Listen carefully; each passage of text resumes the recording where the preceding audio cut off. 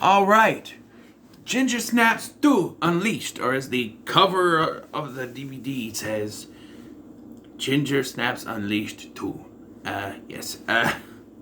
It's on the cover, I think. It goes Ginger Snaps, and then Unleashed, and then the 2 is behind the Unleashed, so it's really weird. But yeah, this takes place some point after the first one, of course. Ginger is dead, of course. But Bridget, being infected from her sister's blood, from doing the blood oath hand thing at the end to try to calm her sister, it didn't work. And now she is in danger of succumbing to the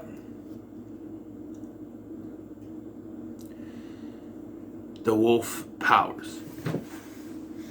So we begin. She's like staying in some place. I'm assuming this is in real time, so she's been fighting this for 4 years. Possibly. I don't know. She's living on her own. So either she ran away and she's just like holding up in this place because the only she turns the light on.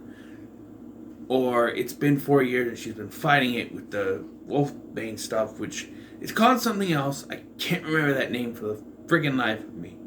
But it's called something else. But they do, when someone looks it up, they do say it's also known as Wolfsbane. Just call it Wolfsbane. Well, you had to give it a fancy different name. But, yes, and so she checks herself with it, and she goes to the library to check out a book for something, and we see Brendan Fletcher. There is more Canadian actors in this that I recognize from other shows. Brendan Fletcher has been in that horrible Leprechaun Origins movie, as well as Supernatural and Goosebumps. And then we have Eric Johnson, who was on Smallville. He was a regular during season 1. He played Whitney. And then he was a guest on Supernatural. And, of course, Flash Gordon. Or he was Flash Gordon. And then we also have Pascal Hutton, who plays Beth Ann, who was also on Supernatural and Stargate Atlantis, and a series that should have lasted longer called Traveler, which I want to review at some point. So there's the actors you recognize. And Tatiana something or other plays Ghost. She's this little girl that kind of connects with Bridget in this mental hospital they go to, or rehab clinic. And I didn't realize this because she looks so different, but she's going to be She-Hulk in the upcoming TV series. And she looks so much different now. She's this little blonde girl in braces, and now she's all grown up. She has dark hair. But yes, she goes to check out this book. Brendan Fletcher says that she has outstanding overdues, and why wouldn't she know that when she went in there? But so she's able to check the book. She leaves, and he finds her from her address. I guess maybe she is living on her own, because if he found her at that address, it has to be in the library database, right? So he finds her, and then he's attacked by a werewolf. Now, I thought that this wolf following her was going to end up being a twist, that she has actually been transforming this entire movie, and she was the werewolf that killed these people when it shows up. Like, from her point of view, it was a different wolf chasing after her. And halfway through the movie, I'm like, because there's a scene where Ghost sees it too. And I'm like, because there's a scene where the dog gets eaten, because we learned from the first one that eats dogs. I'm like, oh, it's going to be her, but she doesn't know she's doing it. She's changing when you're asleep or something. But then there's a scene where they're trying to escape through the basement, and the wolf comes after both of them. So, and they could have filmed, the way they filmed it, it could have also been in mind, but that's what I'm kind of like, maybe it's not. And another theory I had was that Ginger was still alive, and it was Ginger chasing after her. But then she says, it wants to mate with me. I'm like, okay, so it's a male. But, like, that thing gets burnt. Like, they leave it in the basement to get burnt. And, like, no one else ever, like, did no one go down? Like, Tyler saw where she went, knows where the vents go. They didn't go in the basement. They didn't find Beth Ann's body down there. Nothing. I also felt like they tipped their hat too much towards what Ghost actually did when it comes to the fire that burnt down her house and her grandmother's house. Burnt down her grandmother's house and put her grandmother in the hospital. Because there's a scene in which she keeps trying to hit the call button and she's looking at Ghost like she's scared of her. And I go, okay, there's going to be some kind of, from then on, I'm like, okay, there's going to be some kind of twist with her. And then later, she takes Bridget back to her burnt house. And then they call Tyler because she needs more of the Wolfsbane stuff. Which, okay, I feel like, so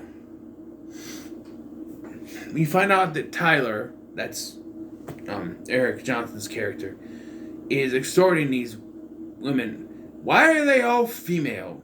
Like, do rehab clinics distinguish between male and female? They're all females here. They're all girls.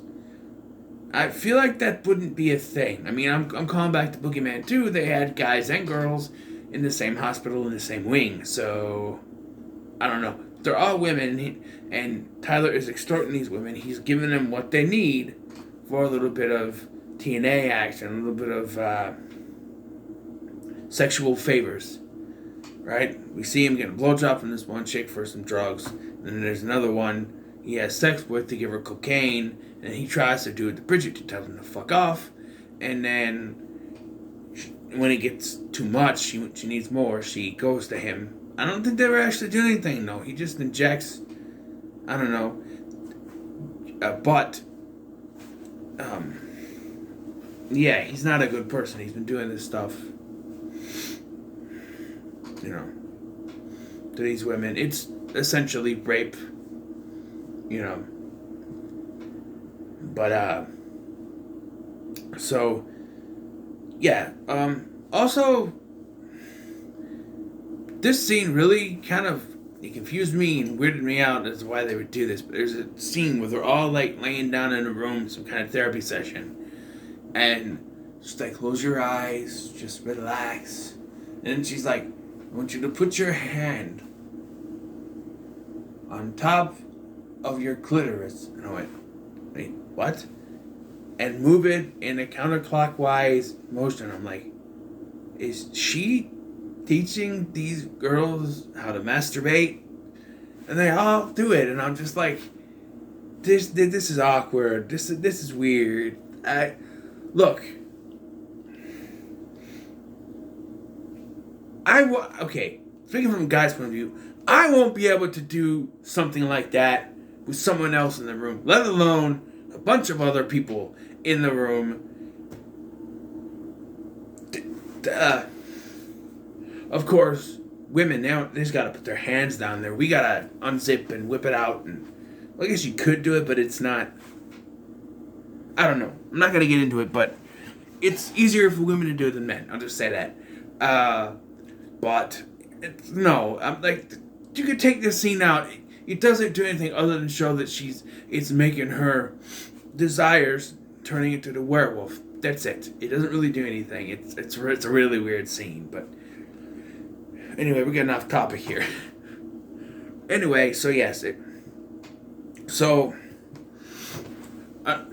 thing I have a problem with is that he is supplying her with the stuff, right? She only had 2 vials, right? And he squirts out one when she tells him to fuck off, and then later he gives her the other one. We were shown she only had 2 vials of the Wolfsbane stuff. Yet she calls him for more, and he shows up with some and a needle, and she has some. So I don't, because he's like, she has some, and Ghost is like, well, what? Would you drink it? It doesn't work, because he squirted it out and she tried to drink it. It didn't work. She just injected it, I guess.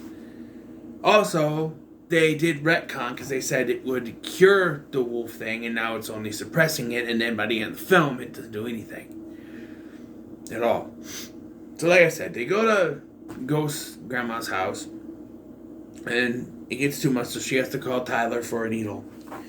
and he brings it, and she uses it, but her body is rejecting it because she's done it so much. So she's starting to turn. And Tyler brings her like upstairs or to a different area, and I'm like, is he gonna try to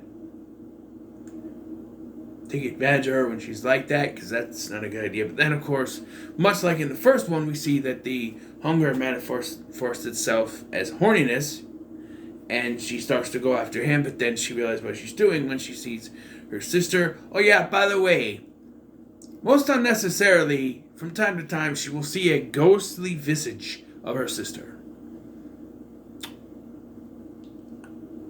I don't know why they put her in here. It's nothing important. I thought perhaps the ghostly visage of her sister was going to be the werewolfness telling her to succumb to it. And it starts to feel like that at first.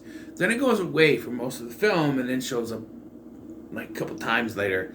But it's nothing really important. So I don't know why they even brought Catherine Isabel back, other than, if we bring her back for a couple of scenes, we can put her on the cover and still call it Ginger Snaps, even though Ginger's dead.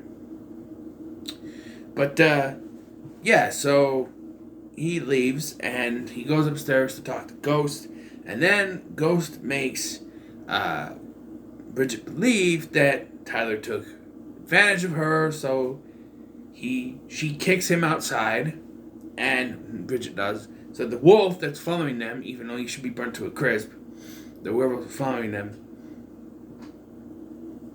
could eat him. But it turns out she was lying, and we find out this big old twist that she is a manipulator of sorts. She was manipulating Bridget. She also narrates herself, I guess, but she was manipulating Bridget into killing Tyler. And then it turns out, of course, shock of all shocks, she caused the fire. She said it was her grandma's bedtime cigarette. We find out her grandma doesn't smoke.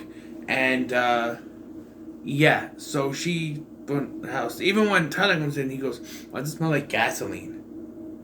Hint, hint. So, yeah. And then the Dr. Alice shows up because Tyler called her. That the Bridget had her little reaction thing. And she shows up, and we have the showdown where Ghost kills her with a hammer. And then we end a weird ending. I was with this film until the ending happened. I was like, I don't know what I like. So it turns out she's keeping Bridget in the basement as her pet, as they get ready to welcome home her grandma. Oh my God, Grandma will be getting fed to a werewolf. One more thing I want to talk about is the makeup effects. The makeup effects that they used on Ginger in the original were fantastic. Not so much for Bridget in this one. It looks terrible. They obviously didn't have that much budget. Most of this film is set within the halls of the asylum. There's, in the first one, we were outside a lot. We moved around, that sort of thing. Obviously, they didn't have a big enough budget to do much, so they just stayed in one building for most of the film. Honestly, there was maybe 4 buildings in this, right? The library, the apartment that she was living in, the asylum, the rehab clinic, whatever, and then the burnt out house. That's it. And the makeup effects, there were some good werewolf effects. They weren't CGI, which I was glad, but So I was kind of set to give this a pretty good at first, because I kind of enjoyed this better than the first one. The ending left me much to desire, though, so I'm not going to say it's still in the middle of the road. Yeah, I do recommend watch this one. I kind of liked it a little bit better than the first one. The first one was good too, but as I was skeptical going in whether or not I was actually like this one, because the Asylum stuff been done. Boogeyman 2, Halloween 2.